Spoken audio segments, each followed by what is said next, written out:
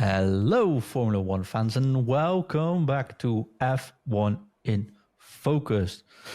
We, if you are unfamiliar with the show, are the only podcast where a Lewis and a Max fan can get along in a wonderful world of Formula One and actually stay friendly during a full season. We are live every Wednesday evening at 6 p.m. UK and available on all podcast services around the world. And on today's show, we'll talk all about the Dutch Grand Prix. My name is John, and with me is the man with the best hair in the business. It's none other than James Hazel. Hello, how are you doing? I'm wearing orange. Yeah. The sun is out today. We couldn't wish for a better Dutch Grand Prix weekend, honestly. I'm doing great, man. You? Yeah, I'm doing all right, thanks. Yeah, pretty good. Not as enthusiastic as I am, right? No, not quite. We'll talk about that in a moment. This race, James had everything. So if we just discussed before we wanted to record, if we wanted to discuss every topic we wanted to discuss, it would take us 3-4 hours to actually get through anything, I think. And that's including a little bit of a red flag when we actually need to take a break. So we're just going to spew out topics, see how we can fill these 45 minutes, but there's enough to talk about. Do you want to kick off with a topic here? I know this one's very dear to you. To your heart. If you want. Yes, shoot. I want. It's a blast from the past. I want to go back to ranting about race direction. No. Certainly the direction of the camera crew and stuff. What was going on with the 5 minutes of replays during the start, or no, maybe not the start of the race, but like 5 laps in? It's still very unpredictable because of the weather. There's cars overtaking all over the place. Strategies are completely out the window. Cars are pitting, some are not. And we go to the usual, here's the race start replay. Here's a couple of the overtakes at the start of the race replays. And by the time they've finished showing all these replays, we ended up having to watch replays of the action that we'd missed whilst watching the replays. So, I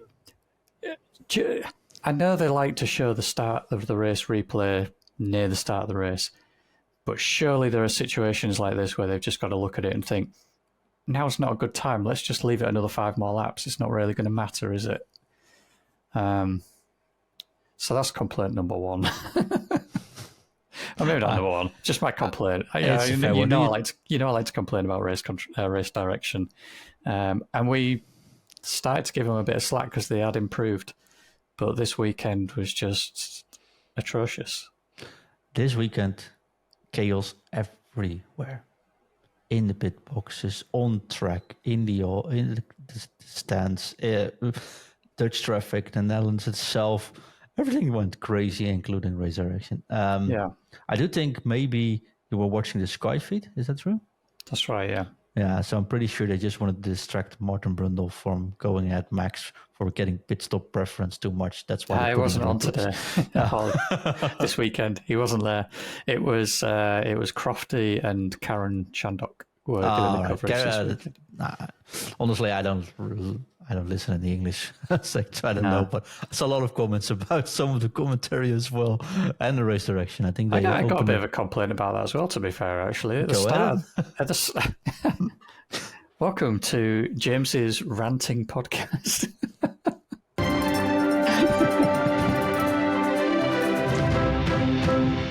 There you go. You didn't know I was prepared for that, eh? No, I didn't. The bias of our commentary actually bothered. I mean, sometimes it bothers me anyway, but it bothered me enough to complain about this weekend. So if this had been Lewis Hamilton at the British Grand Prix, starting from pole and expected to win, everyone would talk about, certainly the English commentary team would probably talk about, they bring this up quite often. Nigel Mansell used to say your home race is worth like a quarter of a second a lap or whatever, because you get willed on by your fans and you race hard wanting to improve, wanting to perform for them. But at the start of the race, they were talking about like the pressure that Max might be feeling he's under because he's racing in front of 100,000 fans. Like, why is it his first time? Well, yeah, and ignoring, this whole, in front of your home fans or your home race is like worth a quarter of a second or whatever it was that Nigel Mansell was quoted as saying. And I thought that was just a bizarre and bad statement. But anyway. Yeah, I read a lot about the bias this weekend, and well, honestly, I'm we have a new Dutch Dutch is broadcast now on Viaplay, right? Yeah. It used to be very biased, but these commentary guys, these are biased. These can be so harsh. So once the pit stop hit for Max, they're like, yeah, okay, Max gambled, but he gambled wrong. Too bad. Maybe it's time for Checo to win this.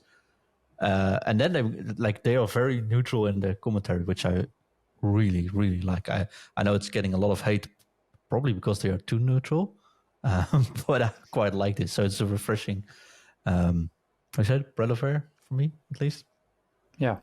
And but yeah, it's Formula One is politics. Formula One commentary feels a lot like politics as well lately.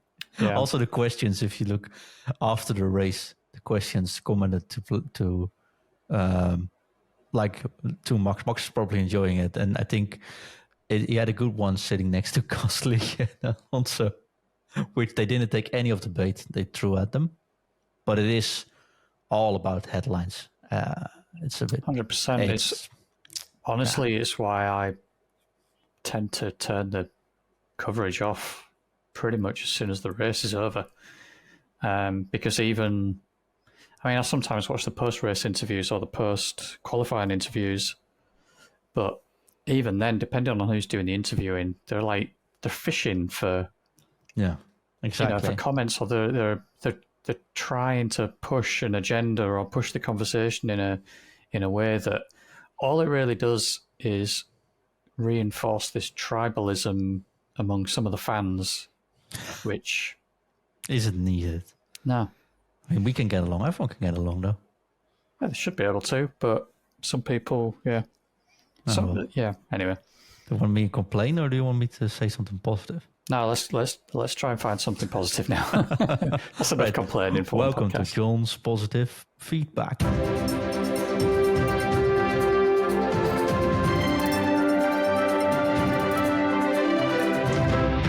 Okay, I won't do that every single time. But hey, now I got the music anyways. Might as well just use it. James, I'm Dutch, so I'm very biased. We just talked about biased. I'm probably biased. But man, doing the national anthem with Andre Rieu on stage, having the full crowd wave red, white, blue flags, and everyone just singing along, having a live anthem performed at the end of the race, seeing the Dutch crowd jump while it's raining cats and dogs, literally, and everyone being entertained. The hype levels this weekend had, and I wasn't even there, went through the roof. And I can say much about the events, but I think this was, I didn't see any negativity. Oh, the line for the trainers may be too large. 40,000 bikes being used to get the people in there. I think it was a very, very, very positive weekend for Formula One in general. Not only for the Dutch to show it, right, but also the atmosphere on track, the race itself. We'll talk about that, of course, in a moment. The way the chaos unfolded, the commentaries, the fun things they did behind. And if you were on track, I believe it to be truly amazing. Suddenly the king being there as well on this podium, just below the podium. It's like you have these hype moments where the Dutch national squad wins, I don't know, a semi-final or somewhere, right? Everyone goes outside. That was this weekend. Sunday, everybody, I don't know anybody that wasn't watching Formula One in the Netherlands just because they either went to the track, they were out watching the track, there were people sitting in gardens watching the match together, although rain was also falling there, so that might have been difficult. I had my neighbor kids coming over to my house to watch Formula One with me. They don't even know the rules of Formula One. That's how hyped it was in the Netherlands. And I think the whole weekend was like a big commercial for Formula One in general. That was a pretty good, positive thing to say, right? Except for the race direction. But but that's the advantage when you watch on 9 screens. You can just switch off. Yeah, it is pretty hype. It sounds like it does better in the Netherlands than it does in the UK. I mean, we get some hype around the UK Grand Prix, but even during the height of Lewis's championship run, like nothing like this that you're getting in the Netherlands by the sounds of it. But I think it's weird for me hearing that as a Brit, because the problem we have with British athletes, I know it is going. Yeah. a lot of us end up, or a lot of Brits end up like hating, their national, sportsman or sports person in whatever sport it is. It's weird. We end up not liking our own sports personalities for some reason. So maybe it's a bit of that in the UK, and that's why there isn't as much hype around it. But And it's good for the Netherlands. A lot larger, but I like it. Good. Shall we start with the drama? Yeah. Daniel Ricciardo. Yeah, that's disappointing. Really disappointing for him. Yeah. I really don't understand what happened. I think he just missed the yellow flag, but his engineer should have told him as well. So his engineer must have missed it. They were very close together, honestly, as well. So. Well, they were quite close, but I mean, you said that on the replay you could see the yellows coming out. Yeah. So this was during practice, wasn't it? Free practice too. Yeah. So I was watching and working. So I kind of had it. Do I need to edit that out for? No, it's fine. Okay. I just have it on my second screen. It was very low volume. I was practically watching it without volume, and then I was just glancing now and then to see what's happening. And being extremely hard at work, just putting that. Yeah. So I saw the accident, or rather, I saw them cut to it. And at the time, it seemed like there was maybe some confusion around what happened, because it was just cut to both cars being in the wall. And it was like, I thought they hit each other. Right? Did one person hit the other person here? Did somebody cause this between the two of them? What happened? But then when it showed the replays, I honestly didn't see anything from Ricciardo's replay. I haven't watched it again, so maybe there was something there, but I didn't see, like, normally on their steering wheels, they have little LED indicators when flags go out. So if a yellow flag goes out, they have little yellow LEDs that start flashing. Same for a red flag. And I didn't notice those on his steering wheel, but I wasn't paying loads of attention, to be fair. But I didn't see any flags either, but maybe I just missed it. But even then, they were so close together. I doubt they can actually. It was pretty quick after. I think it was just an unfortunate accident. I don't think really it was necessarily a slip of concentration or anything like that. He's on a hot lap. He's taking that line around the top of the banking, finds that there's a car basically parked in the wall blocking his path, and he has no choice but to hit the brakes and go into the wall himself. Unfortunate that he still had hold of the steering wheel and broke his hand or wrist, whatever it was he broke. Yeah, he broke his wrist, yeah. At the same time, again, it must have happened so quickly, like, just no time to react to that, I don't think. But it's disappointing because he's probably going to be out for, I'd guess, 4 weeks. Well, we got Monza this week, then we have 1 week break, then we have Singapore. I don't know. If he comes back for Singapore, I'd be very surprised. No, he's had it's 2, 1 break, 2 races. I think those 5 weeks, those 4 races in total. Yeah. That's he has had it plated, hasn't he? Or he's had a piece of metal put in right away Sunday morning. Yeah. So Monday morning. Yeah. Maybe with that he can actually just get straight into using the hand and the wrist, and it might be up to. Still hurts though. Exactly. And I just think like Lance Stroll,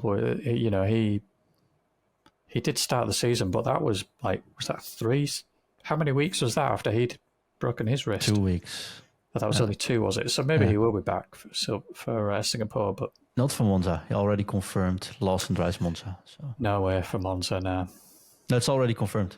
AlphaTauri just. I wouldn't have expected him to anyway. Even as soon as he broke especially a wrist, that's all that. Well, it's not all they use, but it's. Well, it's most what you use, yeah, because you don't really have much motion space left in the car, honestly, right? Yeah, exactly, yeah. Very unfortunate. Lawson coming in, I didn't give 1 cent for Lawson, honestly. I was like, yeah, if he finished the race, that's good from him, because no practice session or 1 practice session and then drive a Grand Prix, which is 1, on a very hard track. We have to acknowledge it's a very hard track to drive. Yeah, definitely. 2, circumstances which are like all over the place. Like a qualifying, which was all over the place with weather situations as well. And he came in 13th. He overtook Charles Leclerc. A lot was made of that, but Leclerc he had a mechanical fault. I think true. But still, 13th. 13th is still not great, crashing regardless. in a chaotic race. Yep. Which forced, like Max even says, well, I had to be focused like 100% of the time. There's many drivers that make 1 mistake and they're out, right? Yeah. If you do that on your first lap,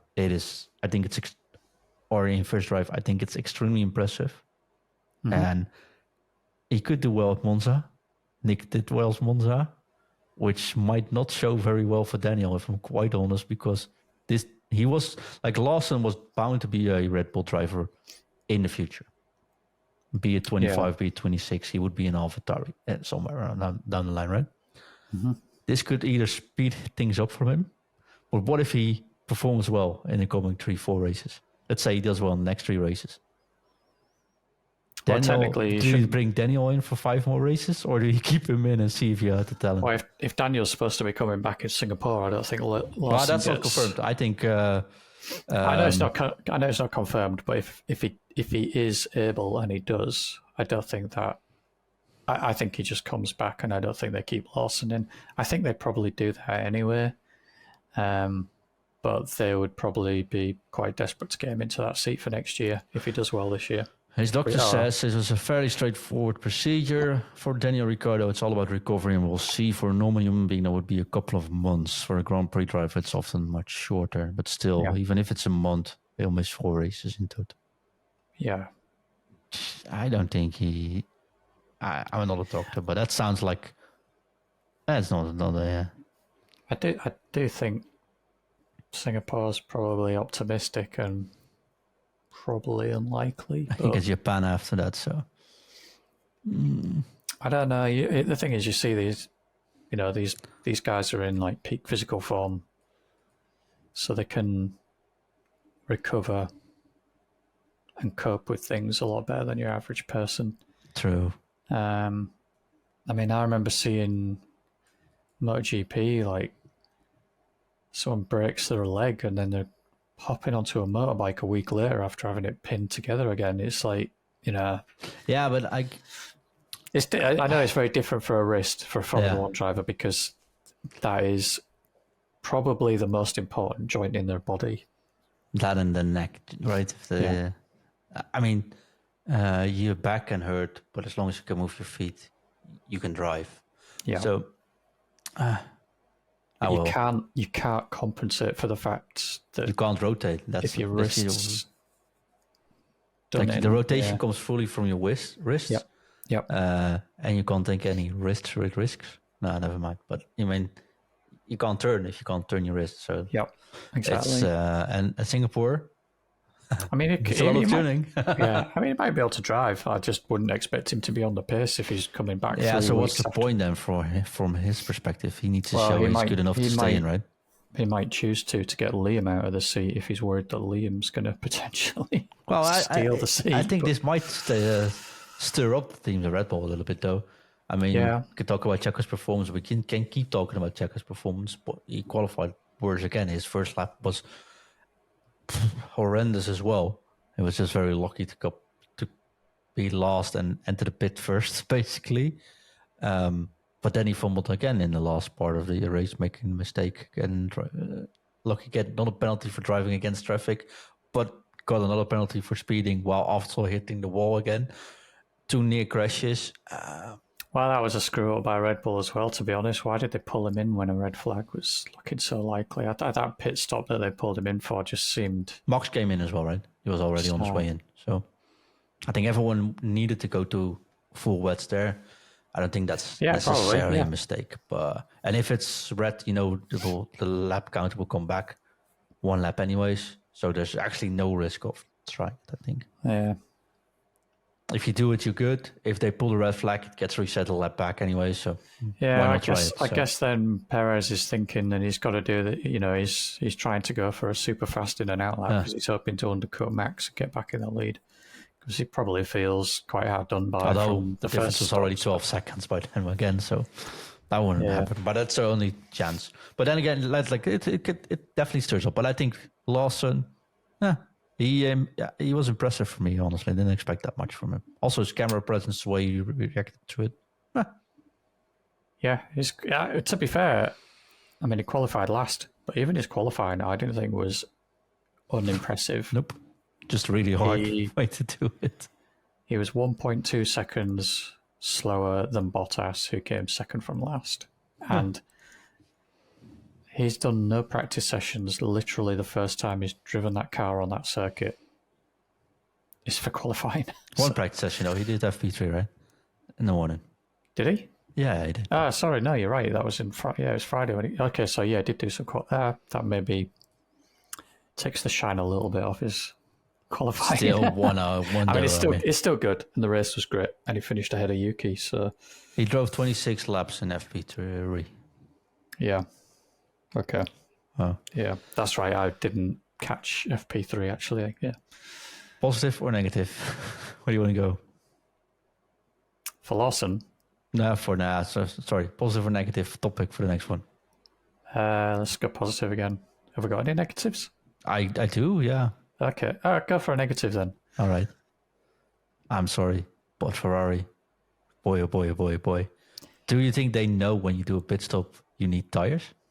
Do you think that if everyone goes out in free practice 1 and 2 on softs, you're like, you know what, we're just going to stay on mediums. And then everyone does the qualifying session. They're like, you know what, we'll do a different strategy. We'll just try it in 1 lap. That's okay.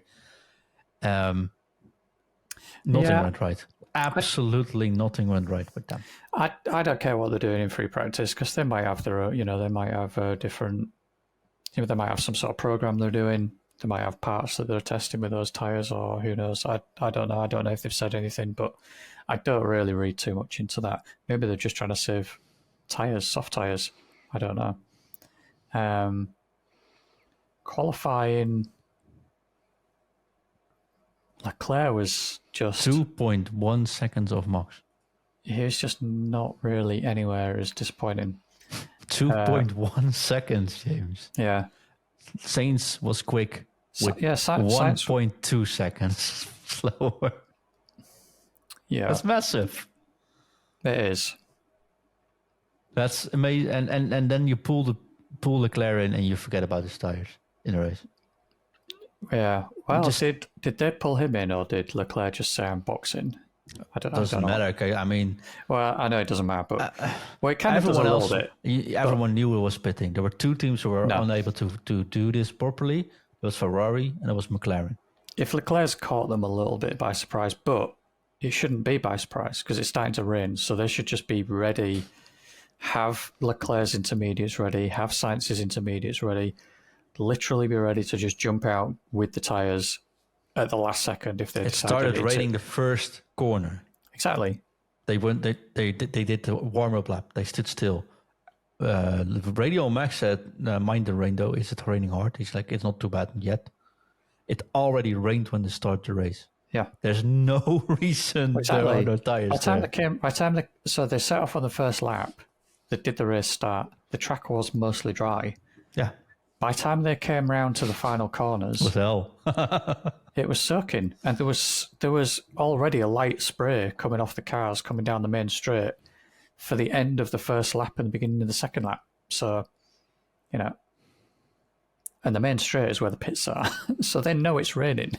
They know how hard it's raining. They can see on the TV screens that they're struggling around that final sector for grip on the end of the first lap. Honestly, I'm kind of surprised that somebody at the back didn't just start on intermediates. Would they have been allowed to? I think they would. Yeah, they would. Definitely. You can just use it if you want. I know, but, like, intermediates, they but when they did but if it's only 1 lap. Yeah, but when they did the lineup for the it wasn't raining yet. No. Then they started the warming up lap, the out lap. Then they came in, and it was raining in the last corners. Yeah.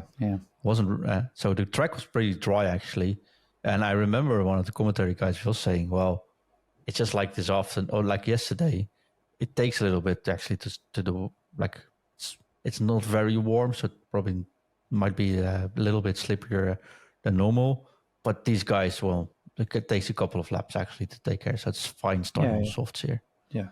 And it actually was until the end of that same lap where... Yeah, and as long as they keep some temperature in them, which obviously the wetter the track gets and the slipperier it gets, the harder that is to do. But that's why slicks do work even on a damp track, because as long as they're still hot enough and they can keep up enough speed to keep them hot, they will grip even in a damp condition. But yeah, back to Ferrari, like they shouldn't have been... I mean, they got damaged later on, and then the whole race went to... I mean, that's fine. That happens. It sucks. Well, but that's not the issue here. You shouldn't be in that place in anyways. It's not fine, because if Leclerc had a normal pit stop rather than an 8-second pit stop or whatever it was, he might have been out of harm's way. So, they kind of screwed him through that as well. That is true. Because, I mean, we even talked about it last week in our little recap and driver rating podcast. The further you are down the field, the more chance you have of getting caught up in something. Max's first pit stop was 20.3 seconds in total. Mm-hmm. Charles' first pit stop was 32.6. Oh, there you go. Then it was 12.3 seconds slow. Yeah. That's a fourth of the track in Zandvoort. Red Bull are typically very fast anyway. So if we're being generous, let's say it was like 10 to 11 seconds. Okay, Perez was 22.6, so that's 10 seconds different. Yeah. A good comparison is how fast was Carlos's pit stop? 20.9 versus 32.6. Yeah, exactly. So Carlos was it's like 2.5 versus 2.1 for Max in total. So that, yeah. Well, that sucks though. Sorry. Like he had a bad qualifying. Just crashing out Leclerc. Leclerc just had a bad weekend. Like Ferrari had a horrible weekend. Leclerc had a disastrous weekend. Yeah. Him sitting into the beach chair on the side, just watching for the sport, staring into the void, said enough, right? I feel a little bit sad about him, but I don't think you're driving for Ferrari. For Serge complaining about Red Bull and all kinds of things below. How can it be a difference between Max and Checo? Like, man, mind your own drivers now, because you get overtaken by Haas now, which I think is a worse situation than anything else going on in the field. A lot of these quotes, to defend what people are saying, a lot of these quotes come up from what we were talking about towards the start of the podcast, where they just get asked direct questions about, what do you think about Max and Checo or something like that? You can say, though, I just want to focus on my own team. I'm not coming kill that off, right, if you want. Maybe, I don't know. They're kind of obliged to answer these questions, unfortunately. And then all they do is make stupid headlines like that out of it. Or quotes that they tag on a picture on social media and stuff like that. So this is why I just try not to pay too much attention to it, because I think you're the smarter man, honestly. James, quickly, we were very harsh for Logan Sargent, giving it 2.5 last week. Yeah. Then he didn't really do well in qualifying, or in practice. I was like, actually, 10 qualifying game. 2 Williams in the top 10. Yeah. Bloody amazing. Can't wait to see what these guys do in Monza. But then qualifying starts, Q3, and he slams it into the wall. Then the race starts. He just clipped the water, didn't he? He just drifted off the dry line a little bit, and I just sent him off. And I think that's what happened in the race as well. Exactly, it is. Yeah. And then he damaged his, I think, suspension going over the curb, and then the next lap he broke the suspension, so that's why he went hydraulic failure.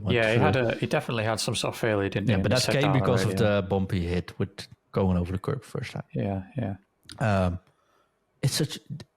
He has, like, you can see the potential, but if you wanted to be critical at De Vries, you have to be critical at Sargent. He's not consistent enough for Formula One. No. I think that's the conclusion we have to make here. I think so. I'd be interested to see what Williams are going to do, because I think at some point in the past they've said that they're not looking at his performances under too much of a microscope because they know that he just needs to develop, but so far he's not massively developing. They can get a Schumacher and just be better off. And there's 20 more drivers like that. Giovinazzi, maybe even De Vries. I think you'd be better off currently, though. But maybe let's not go into the Vries discussion. But Lawson shows there's plenty of talents. We see Schwartzman at Ferrari. We got Dennis Hauger as well. There's plenty of talents which you can put in a car. And don't say they're all Red Bull or they're all Ferraris, because Albon was Red Bull as well. There's no point. That discussion is done, I think. Yeah, and there's.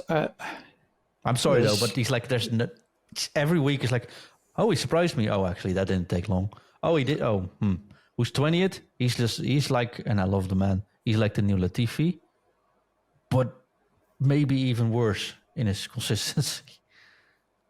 Maybe, yeah. So, sorry, won't go too long about him, but I was like, come on, boy, go get him. And then he fumbled, which is a shame, because third place for Albon in qualifying is bloody amazing. Fourth place, sorry. Hopefully they have a good result at Monza. Definitely. Last two, a little bit complaining, and I want to go into some positives. Okay. McLaren. Heartbreaking material. Lando must be feeling so horrendous. If you qualify second. I tipped Lando winning the race, right? Last week I said they might win it because I think it's a track that would suit them. They're on fire. Well, as long as it doesn't rain, they are.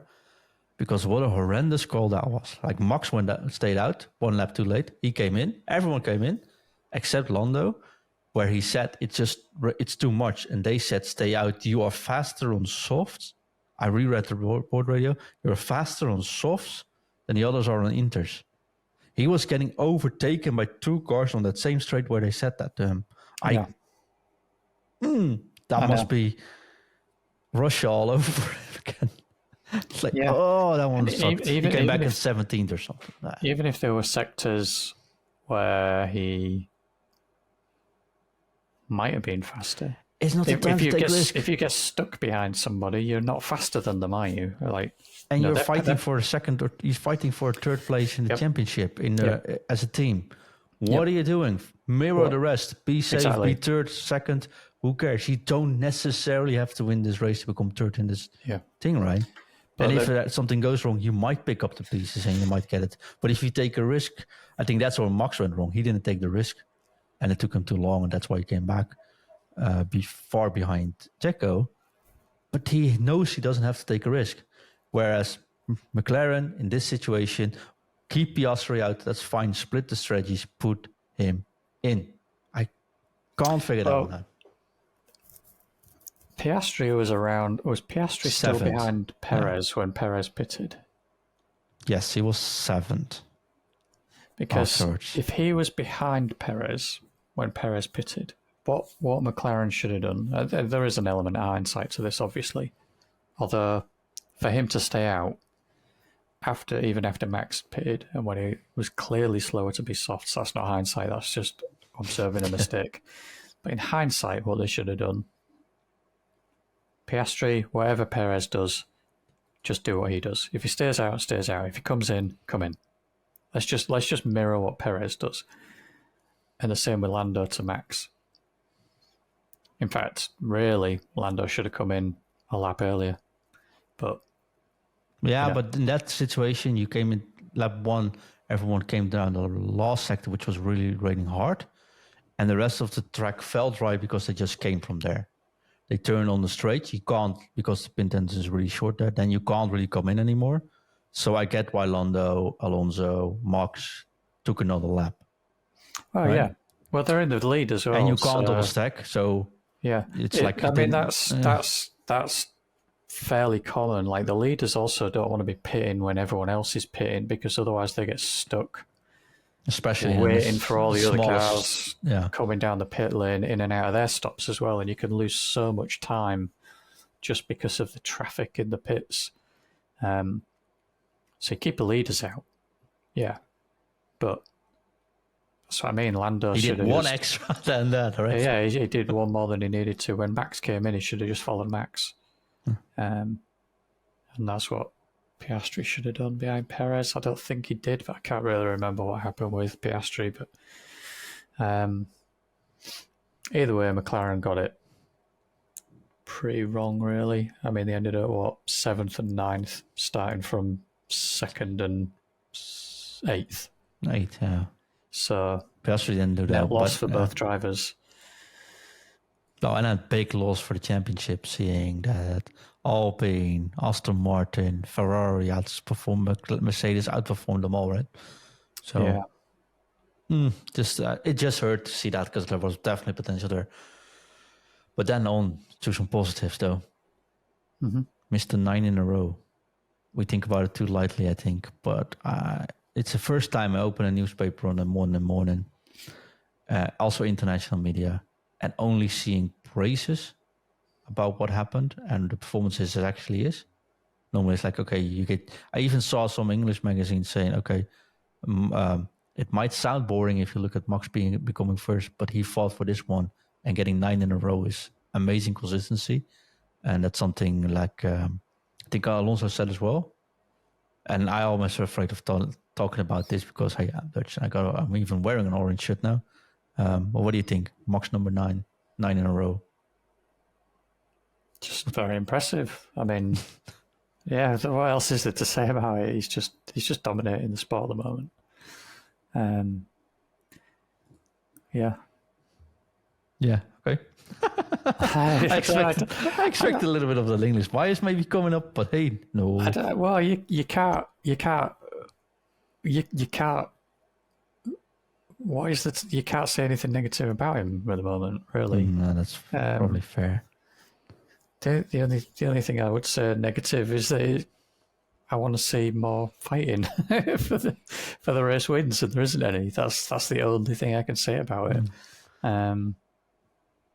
But yeah, I mean, there's also amazing drive, right? 11-second gain in 4 laps on Perez on the same tires. Yeah, he is. It's a statement, though. It is qualifying more than 1 second faster than anyone else there. Half a second on last qualifying. Qualifying wasn't a second faster, was it? I think the last qualifying was half a second. Q3, Q3 it was about half a second. Yeah. But there was one. I have to qualify. Q1 is 129 against 121.2, so that's like 3/10. Q2 was 118.8 versus 119.7, so that's 9/10. Q3 110.5 versus 111.1, so that's 6/10 faster than anyone else. That's in a short track. That's in the wets. Like, and he also fumbled the first lap, so he only had 1 lap to actually do it. Yeah. And the restart's flawless. No funky business on the radio. He just oozes confidence. And I think this is something we will not be seeing for maybe the next decade or two. Anything like this. I honestly didn't think Vettel's record would even be equalized anyway. I wouldn't say that about Vettel's record.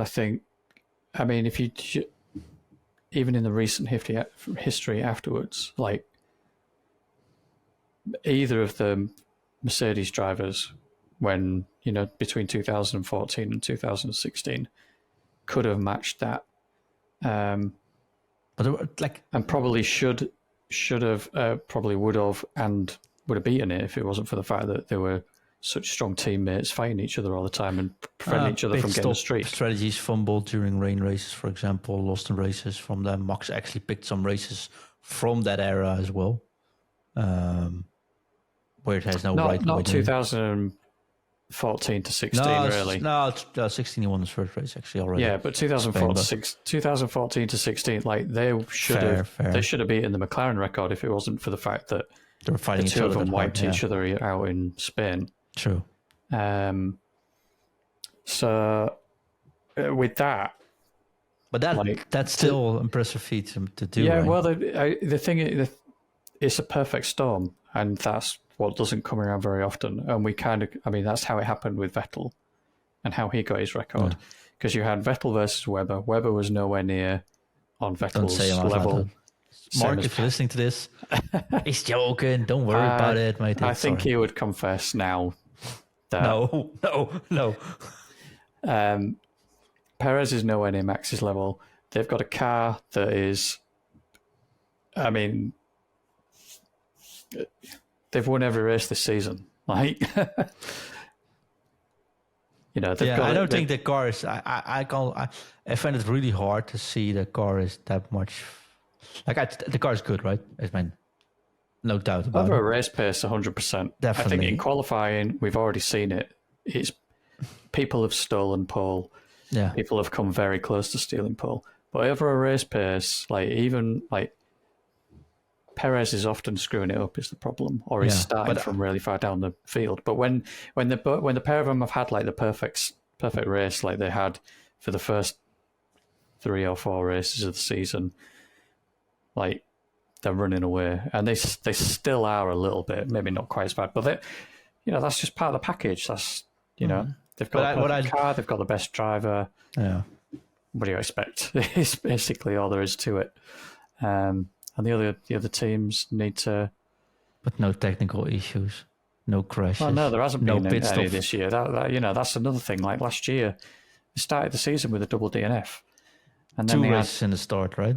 Yeah, they had another DNF the next race. So they haven't had any of that this season. They haven't had any DNFs. They haven't had any problems, other than Perez's brake issue. Which, what was the issue really? Yeah. Other than that, it's just been nothing slowing them down at all. So, no. But yeah, what I was trying to get out of that was the record being matched or even beaten. I think that was always going to happen. Records are always going to be beaten, and no matter what Max sets now, it'll get beaten eventually. It might not be for a while, but. If he wins all the next 9, then I sincerely doubt that ever happens again. But hey, I'll go on. Then first get that record himself by winning 10, I think. Yeah. It's not like Max has a very good record at Monza turn 1 either, right? Yeah. Talking about records, James, though. Uh-huh. The Dutch Grand Prix had 186 overtake, which is a new Formula 1 record. I saw that. The track that never got where you can't overtake, 186 overtakes. Yeah. 59 overtakes were shown in the live broadcast this race. I actually looked check that for you. So 186, but 59 we actually saw. Yep. Right? Mm-hmm. Zandvoort 22 had 23 overtakes. 21 had 24 overtakes. Yeah, that's what I was going to say. Obviously, the weather played a massive part in that. 63 overtakes in lap 3. Yeah, I was going to say there was so many overtakes happening over a single lap, or even just the first handful of laps because of the mixed conditions. People pitting, people choosing not to pit, slower cars ending up like ahead of faster cars because of botched strategies, again, race direction. How did we only see 59 overtakes out of over 100? Like, you didn't even manage to capture 50% of the overtakes live and present them live. Like, it was. I'm not going to get into it again. Okay. Some more stats. Ocon did the most overtakes this race. No, it was Alonso, wasn't it? Nope, Alonso did 13, and Norris did 13 as well, but Ocon did 14. Okay. Sargent was the only driver not to do an overtake. Yeah, I saw that. So 19 out of 20 drivers doing an overtake is also a record. Mm-hmm. Bottas is the most overtaken driver this race. Been overtaken 20 times. I was sure it's going to be Leclerc, but it's not even Leclerc. No, that won't even be close. Yeah. You know who did the most overtakes this season? In the season? Yes. Don't know. Checo Perez with 57.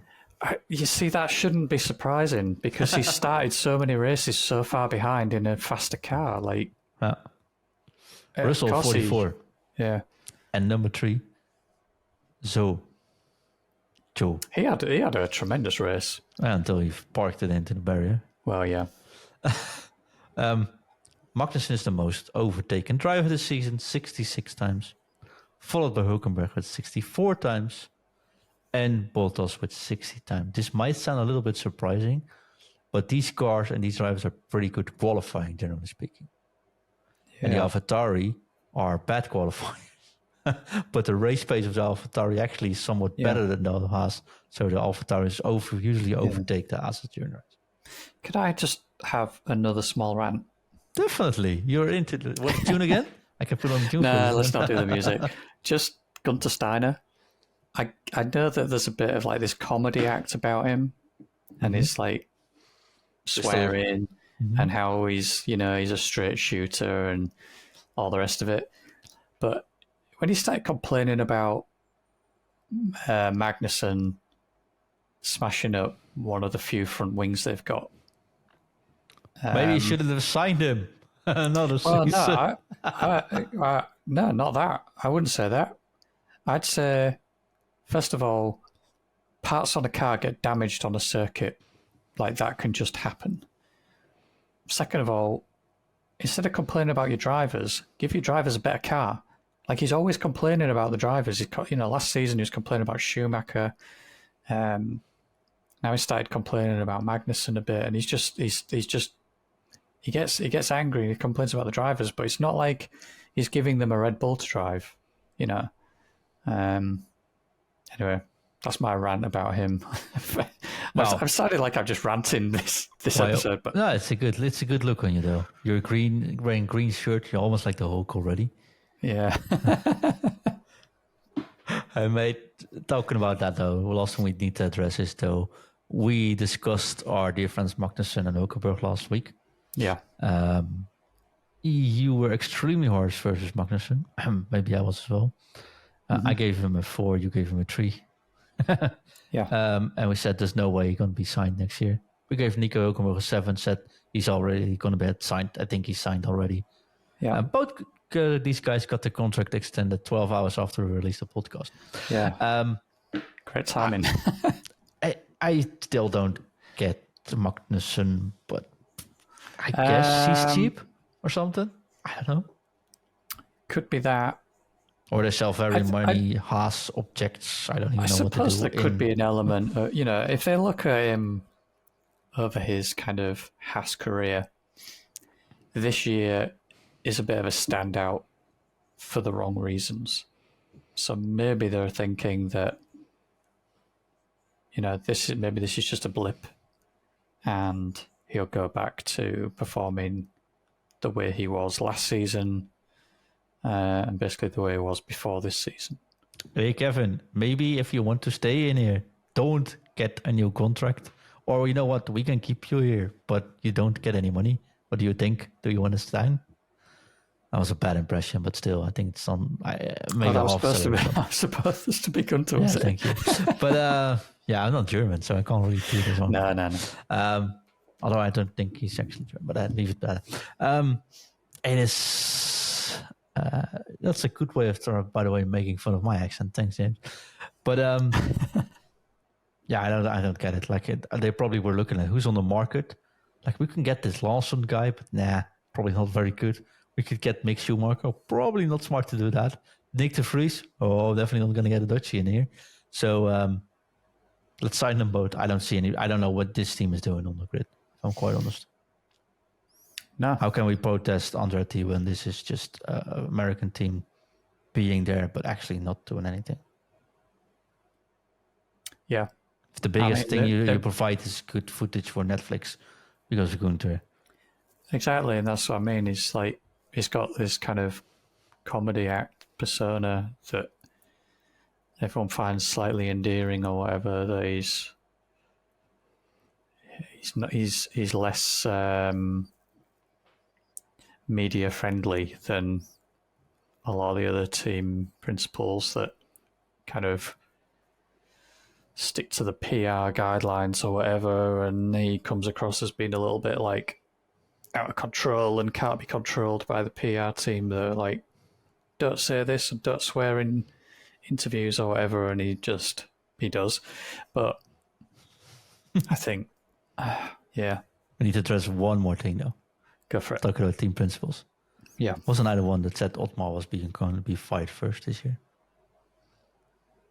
Schaffnauer. Alpine. Did you say that? No, I'm pretty sure I did. I thought it was. I said Seidel, but I think I'm pretty sure I said like, this is one of those two. Let's go for Seidel. Schaffnauer out. Gasly third. Wow. That must have been his emotions said it all. But what a terrific race. One point of criticism from my part.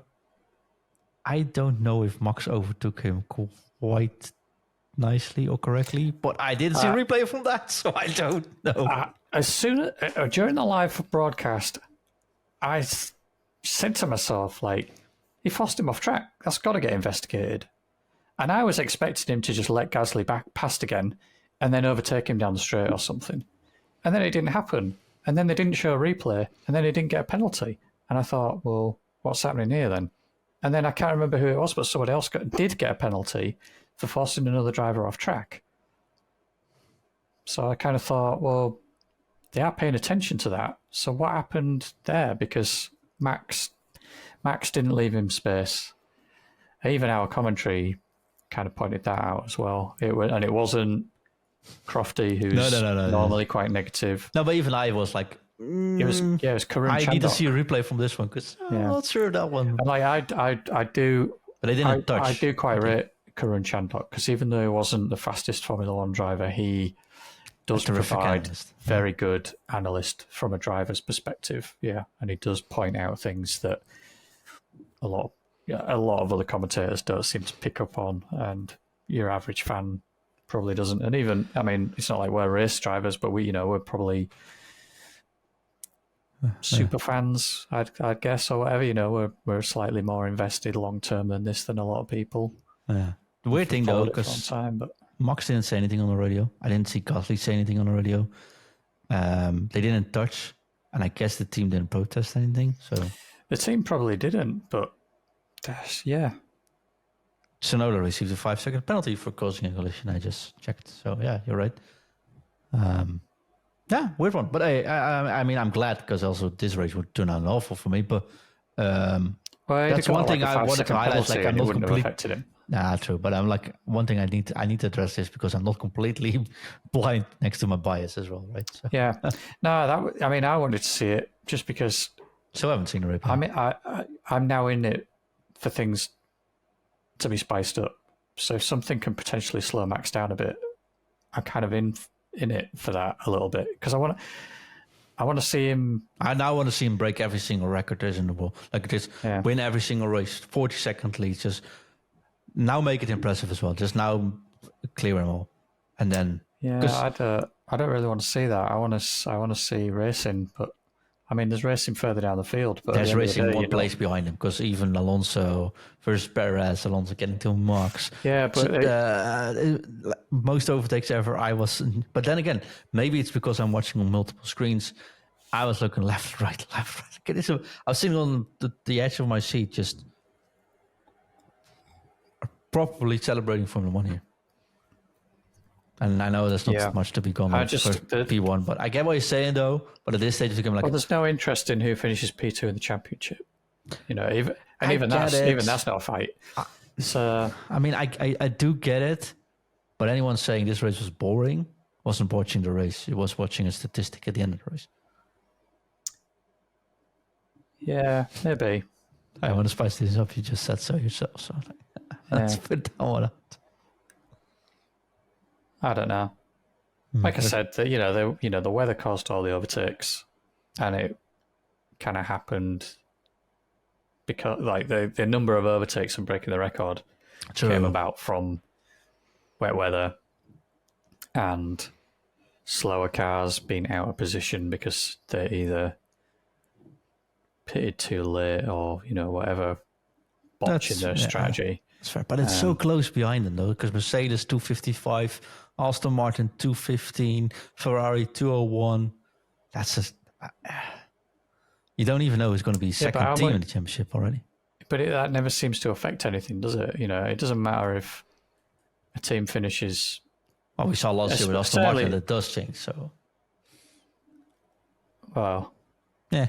For the start of the season, I mean, okay, Alonso's done all right this race, but Sainz 102 points, Charles 99 points, George 99 points. Russell should have gotten Lando should have gotten a lot of more points. It's now 75, but they can still everyone. I mean, second place is out of position, but like third, fourth, it's just 12-point difference. They're just seeing a podium with 3 different teams, seeing a qualifying with 4 different teams in the top 4. I mean, the only thing difference is that the number 1 is so frequently consistent. But everything else is unpredictable as hell, right? Unpredictable as Dutch weather, I should say. And on that bombshell. We'll see you next week when we discuss Monza. Any ball predictions from you, James? You've got 2 minutes. Ball prediction in Monza. Albon on the podium. You stole my thunder. That's exactly what I was going for. Now I have to do it live on air, saying what do I expect? Oh, here we go. I don't have anything. Let's say that Lando wins the race. No way. It's a bold prediction. Yeah, it is bold, but... Okay, here it comes. Lando on the podium. He does not break a trophy. Well, that seems unlikely. That is a bold prediction. Exactly. See you next week, my friend. Yeah, see you next week. Bye-bye. See ya.